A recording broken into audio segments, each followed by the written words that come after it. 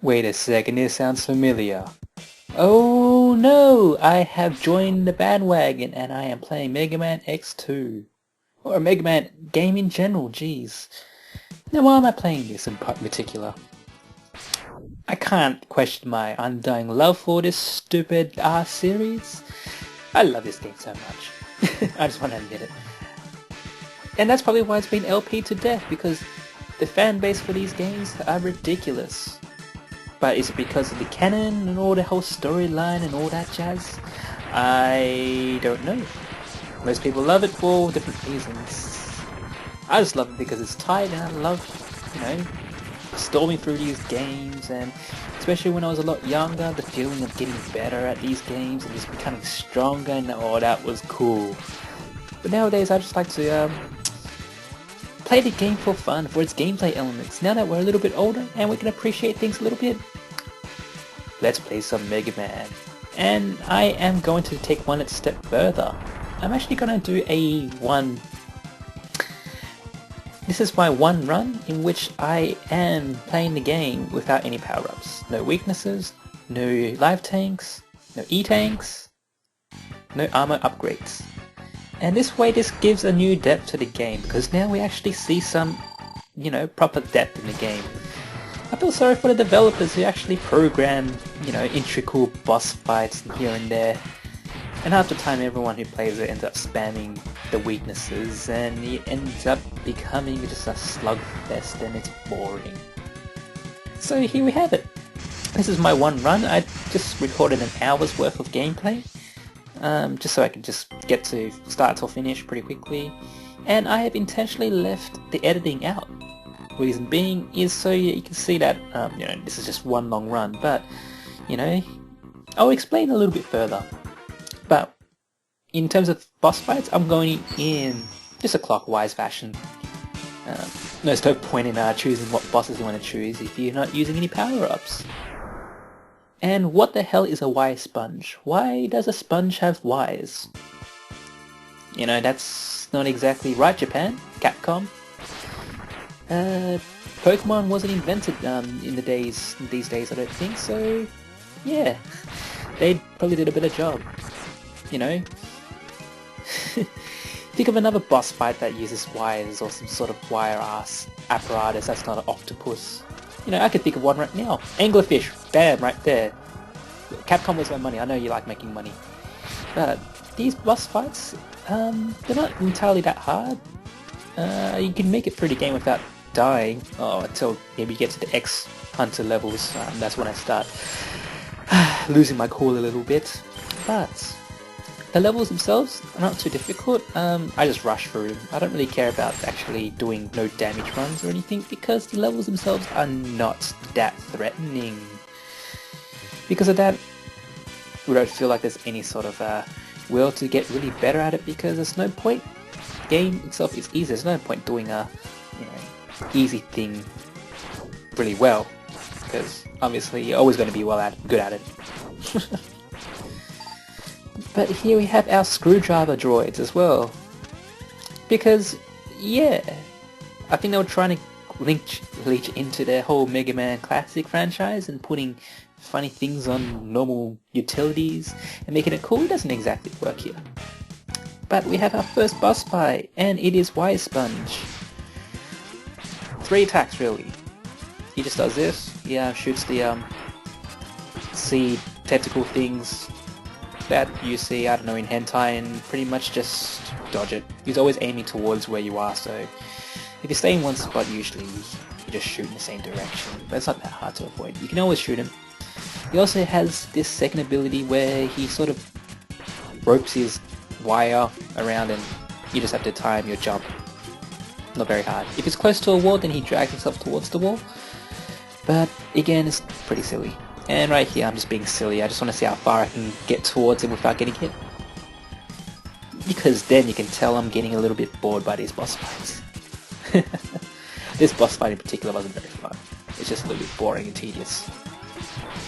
And I think the electricity there might explain the fact that he's a bit of a sponge thing, I guess. I don't know.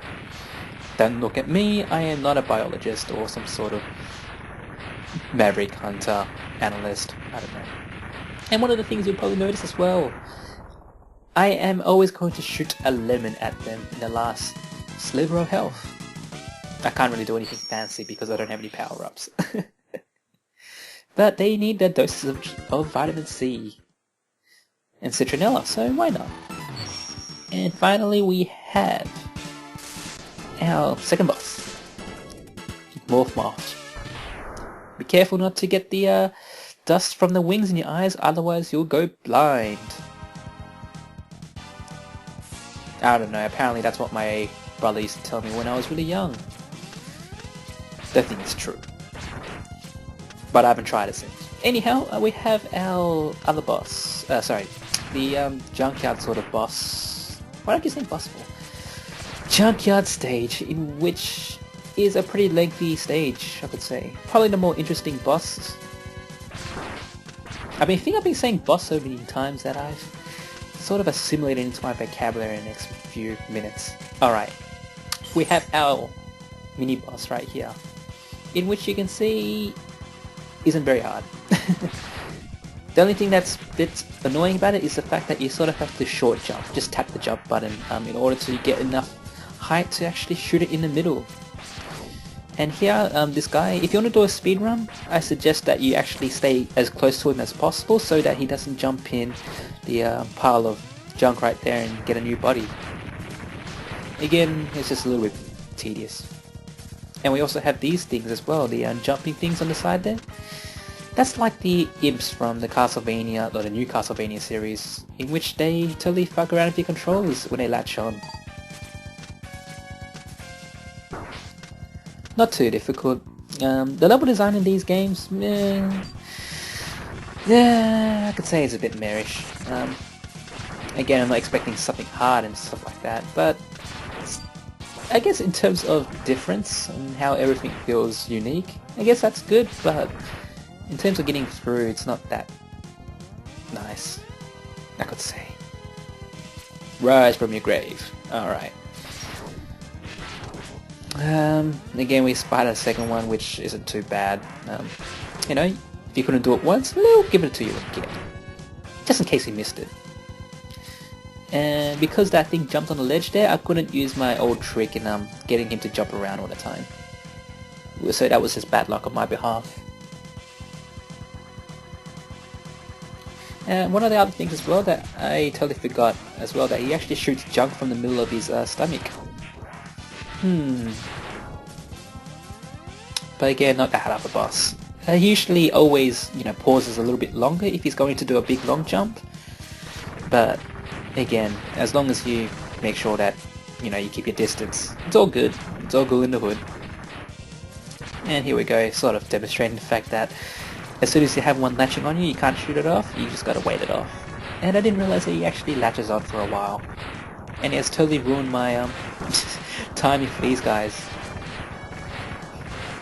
And I actually love playing around with these guys. They always give you one big, sort of enemy at the end where their boss fight is.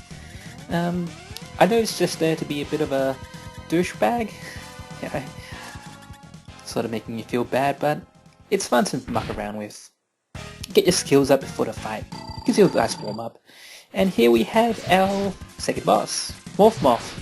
And I have absolutely no idea what the hell this is. I was supposed to think that it was supposed to be a cocoon, but it's not. It just looks like a giant moth with eyes. So they're just taking a book out of the Beauty and the Beast sort of theme right here, and yeah, shooting junk around. This has probably the most interesting patterns in terms of dodging. Probably the more interesting boss fight in the game, I reckon, or in the 8 Robot Masters, I should say. It's fun dodging these projectiles that he shoots. And one of the things as well, as soon as he gets to half health and he becomes full, don't get hit. You can see that it's pretty easy to dodge his attacks, but as soon as you hit him, you'll see that he takes off. There we go. Half your health. Especially when you have no armor, that is painful. And I'll just give him a nice lemon shot right there. A nice cup of lemsip would do as well.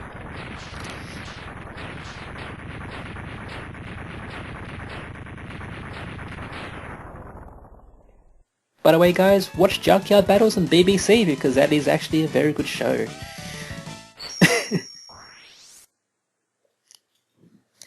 And we have our 3X hunters talking about getting to X and beating him out with Zero's parts because obviously everyone loves Zero and they want him alive. Let the guy die, just let him die. I know we love him in the later games, but fan outcry. Anyhow, we will have our third Maverick boss. I'm actually going to do 3 Maverick bosses every video, if I can. Just because I know that time lets me, and I do these pretty quickly. And I also have the time in front of me anyway, so I can tell when things are going to end. But this boss fight is probably one of the harder boss fights in the game, I reckon. The level itself is pretty easy. Unless you really suck at jumping. And these things are usually, unless you want to take it slow, impossible to dodge, so there's no point, you know, taking it slow and waiting it out so they shoot things, and I don't know. And there's a life heart that we can't be bothered getting. Even though I do really want it, I can't. Platforming, woo! Having wall jumping has totally thrown platforming out the window when it comes to tight jumping. And I still want to know why people call, you know, segments of games where you sort of have to platform jump. What do they call them? Platform puzzles. It's not really a puzzle. But I digress. And that's another thing I actually noticed when it comes to LPs playing these games and such. I just had a quick look around, and they seem to use the word digress a lot. I want to change that. I am going to not say digress for the rest of the damn video. I am going to say deviate from the plot, because that's what it should mean.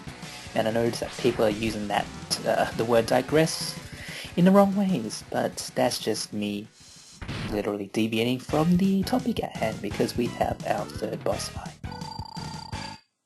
Now, it's actually, what you gotta do is actually bait him out.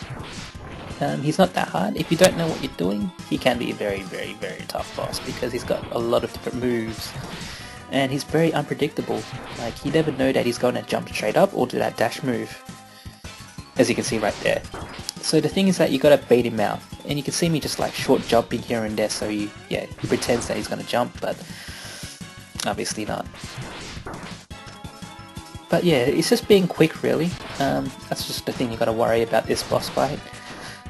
Just get your game on. And if you can jump high enough, you can usually get 2 charge shots in. Pretty easy, hey?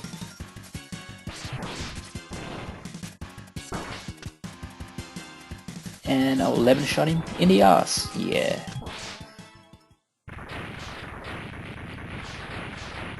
Maybe I should just add an interesting lemon fact in every single time I kill one of the bosses with a lemon, but I don't know. But this should be another video. Later, next video we should have another 3 Maverick fights, which should be pretty easy. Otherwise, this boss fight. Catch you later, guys.